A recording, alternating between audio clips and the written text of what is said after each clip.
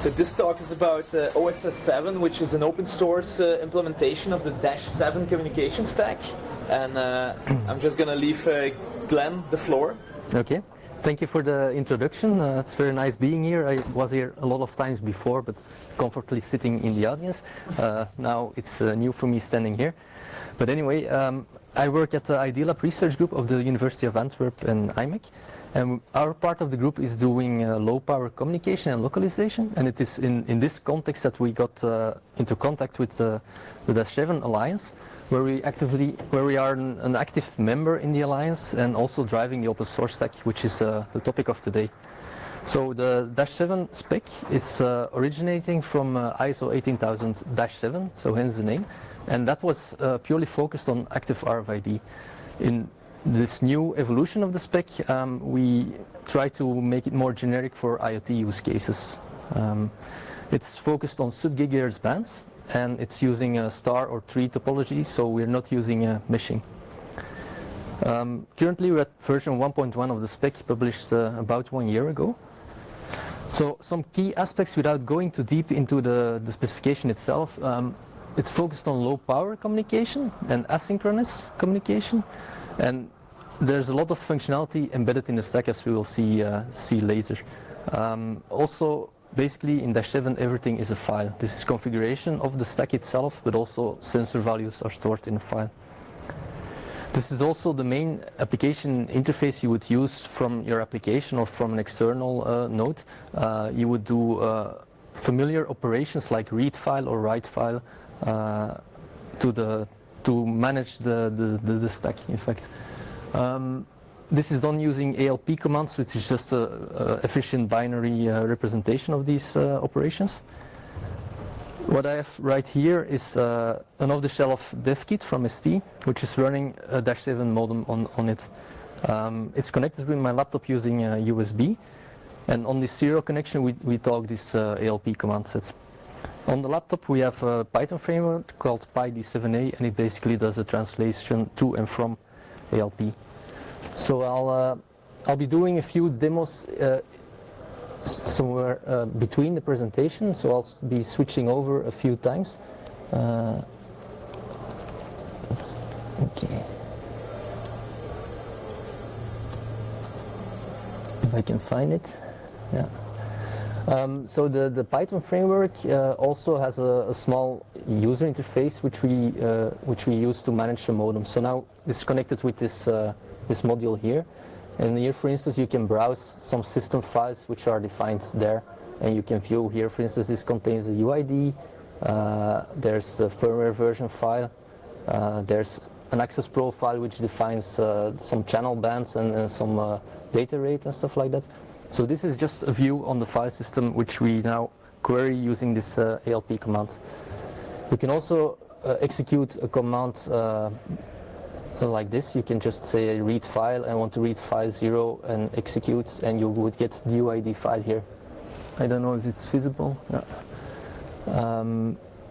Okay. So on the other hand, I have two nodes here which are the same dev kit, but they have a shield on top of it containing sensors. For instance, a temperature sensor. So the application running on this is very simple, and this is basically everything. This is on the application layer. We just read the temperature value from the sensor, and we write it in a file on the DASH7 file system, in a specific file for this temperature value, and then we reschedule it again to do this periodically every 10 seconds. So this is everything there is at the application layer, and the rest is managed by the stack, and we will be using this application throughout the demo. So if I go back to this UI, I can now, instead of using the host interface, which is the local module connected over the serial, I can execute the same command through the DASH7 interface. I forward it to the DASH7 interface. I specify this takes some configuration, for instance, how to access the nodes, and then it will execute the same command, which was the read UID on this other interface. If I started it. Yeah, so as you can see, we now have two responses which are from these nodes. So that's fully transparent. You execute the same commands to a local node as to a remote node. Also, I mentioned that we were writing a temperature file. It's just in another file. So if I take file 64 and I happen to know it's 2 bytes long, I can just read out the temperature data just as I would read out the UID of the node. So here you see the 2 bytes coming in. These are the raw bytes. We don't parse it here because it's not a system-defined file. It's user-specific. So I'll show later how you can visualize it. But here are the temperature of the 2 nodes. Okay. So what happens here is this is our sensor node. The application is basically writing the sensor file continuously or periodically. It writes the sensor file and the rest is managed by the DASH7 stack. So here we have the interrogator, which was this node here. It just executes a command, read sensor file. The stack will receive it, will read the sensor file and will retransmit or will answer the data. So the application doesn't know. The application is totally unaware of this happening. This is what we call the pool communication scheme, and it's useful if you want to request the data only when needed. So for instance, on an external event like a door closes and you want to query all the nodes inside, or a user pressing a button on the UI, then pool communication makes sense. You can also interrogate multiple responders at once. Sorry. Now, how does this happen? As I said, it's used for low power and asynchronous networking, so the nodes there can't be continuously listening because they would consume too much power, and they're not synchronized as well. So what we do is an ad hoc synchronization. I can show this like this. I hope it is visible, but it's a screenshot of a logic analyzer where you have the top 2 rows are the requester, and the top one is the transmission, and then we have the reception, the RX. And then the same thing for 2 responders. And here you can see that the responders will go into RX mode periodically. They will scan the channel for background frames. And the other one does that as well, and you can see it happens asynchronously compared to the other one. So they scan for background frame. What is a background frame? It basically contains an estimated time of arrival of the foreground frame which will follow. So it's used for synchronization. So they go into receive mode, they check if the energy on the channel is above the noise floor or not. If it isn't, they go asleep as soon as possible. If it is, they try to decode the background frame, and when they receive that, they go back asleep until this timeout passes. So if you want to transmit the query as a requester, you would basically, here, and it happens here, flood the channel with background frames for a period which is the same amount of time or a bit bigger than the scan interval. So during 1 second, this background, the requester will send these background frames and it will basically count down. And you will see here, I don't know if it's visible, but this here is a bit wider than this other one, because here it actually receives the background frame. So at this point in time, this node knows that the request will be sent here. And the same thing happens here, and now basically they are synchronized. So the request will be transmitted here, they will both be in receive mode here, and then they will respond here using CSMA-CA, will respond to the requester. So this is ad hoc synchronization or low power listening. What we also support is push communication. Push communication is used for when your tag needs to talk first. For instance, here we measure the temperature every 10 seconds. Imagine that we would require to capture all these measurements. It wouldn't make sense to go query them every 10 seconds. We can just as well let the node send them to us and push it to us every 10 seconds. Now you can code this in the application layer, of course, but DASH7 provides a more generic way to do this without touching the application. That's called the action protocol. So this is the same diagram where the application writes the sensor file, but now we configure the sensor file to trigger the action protocol when written. So an action protocol takes 2 more files. It takes an action file and an interface file.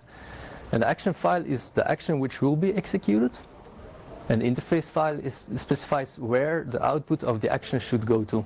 So if we now, before we had our query here saying read sensor file data, if we now we are not sending this right now because we're doing push communication, but we're storing it inside of the action file.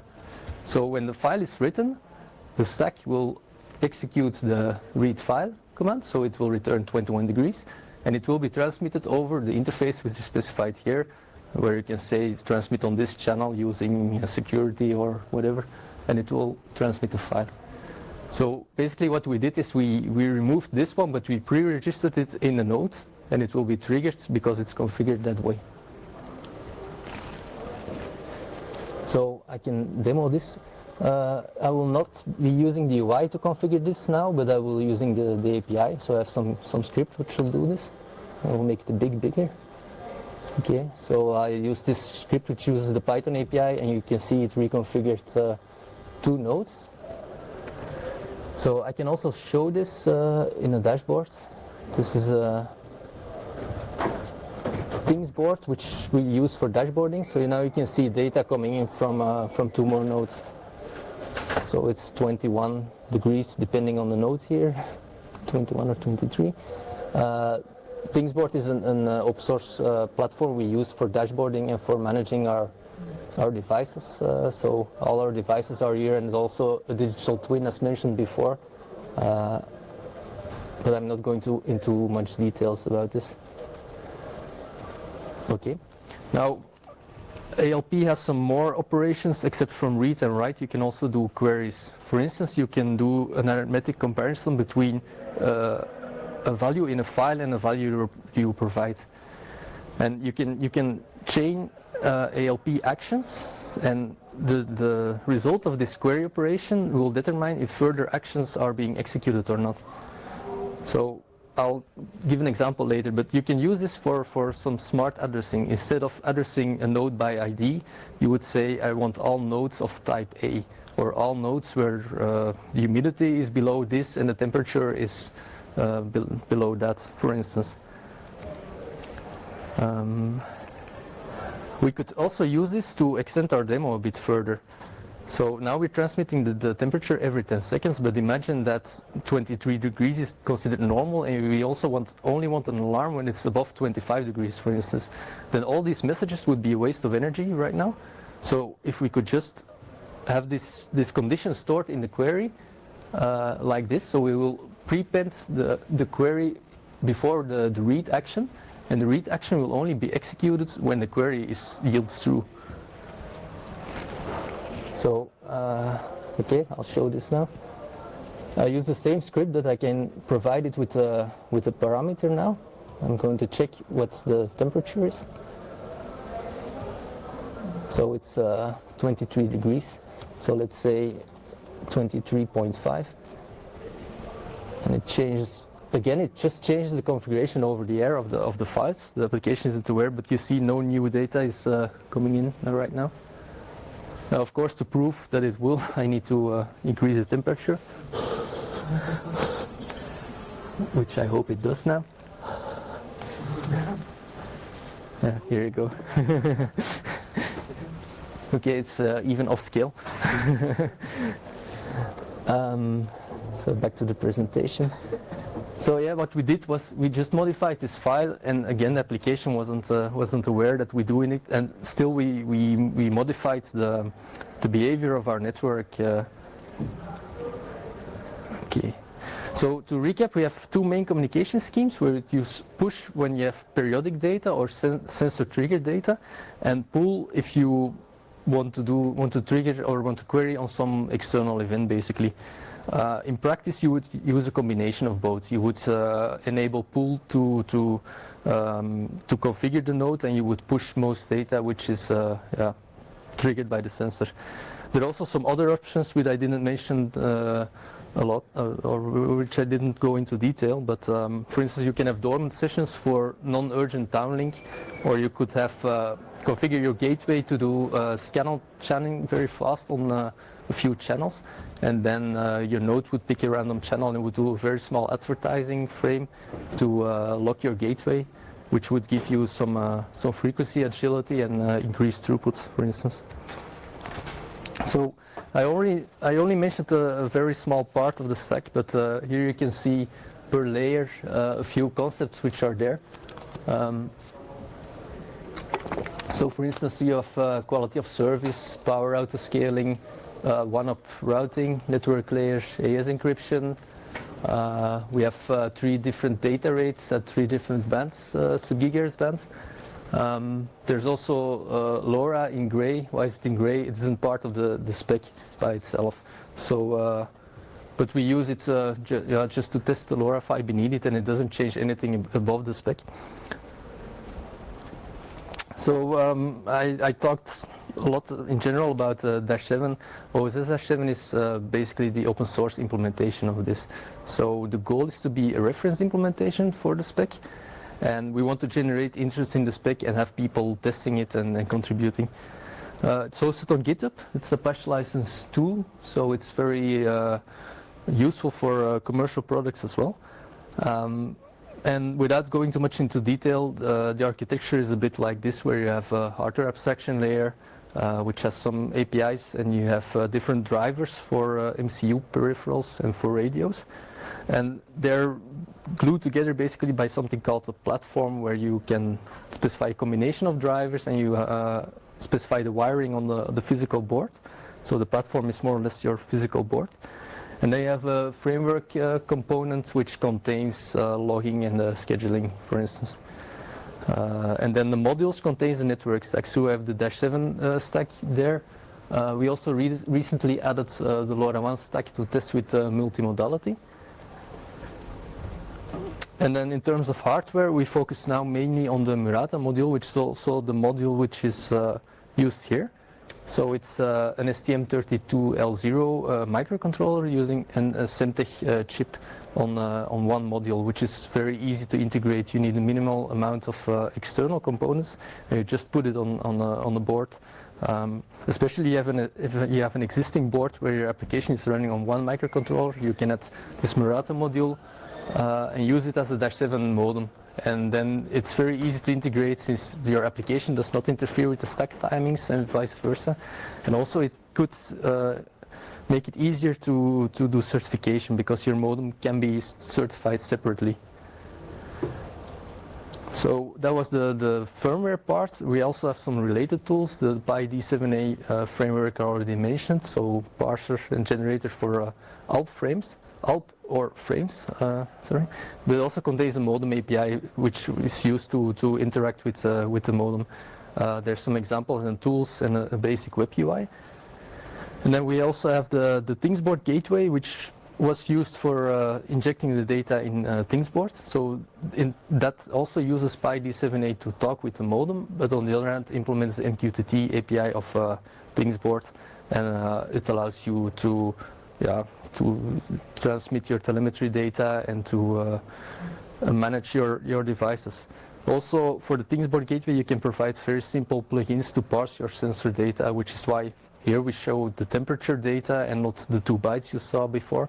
They're just parsed before entering the ThingsBoard platform, and it enters there as temperature data. And then finally, we have a test suite which is running on physical modems. So we attach them to a PC, and we execute some tests which are written in Python and also using the Python framework, and that's driven by Jenkins. The goal there is to test the full behavior of the spec and of the stack. But yeah, we're not quite there yet, but it's still useful already. The next steps.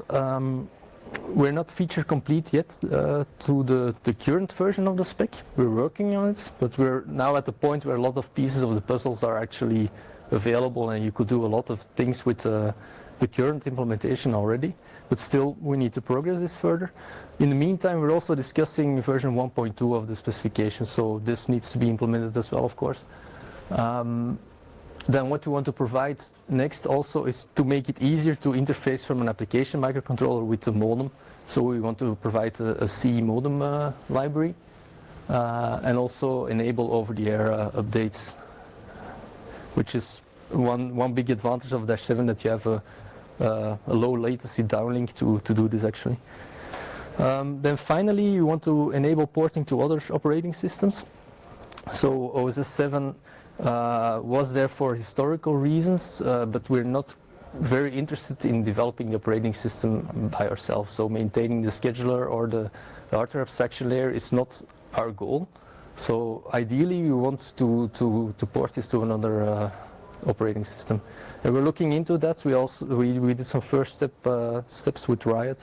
So maybe in the future we will be using Riot, we'll see. So that's about it. I have a few links here to the documentation to get you started, to the code, to the mailing list and Twitter. And also you can download the spec for free from the Alliance website. So that was it.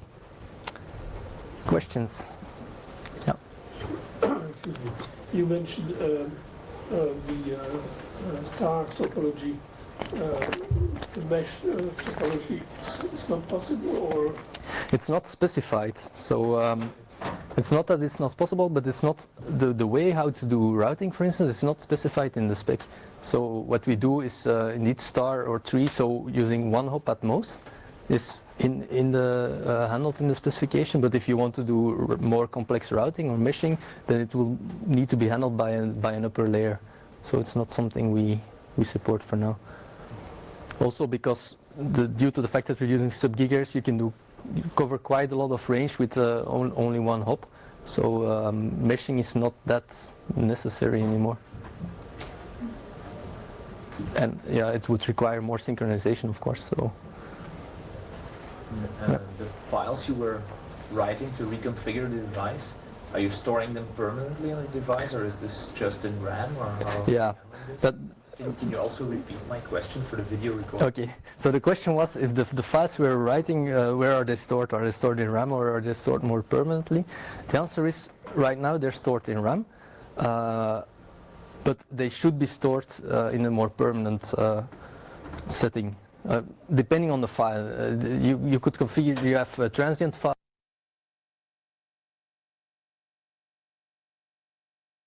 files which change, for instance, something coming from a sensor, you could just as well keep in RAM because you will just read it again. But configuration files, of course, need to be stored in ROM. But that's some things which is on our to-do list, which is not there yet for the moment. So right now it's in RAM. Everything is in RAM. And how do you define who is allowed to write which file?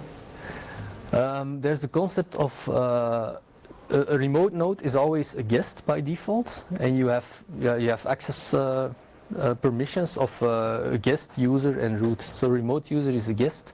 Then the local user is the root by default, and over the serial link is the user. So you have some permissions there.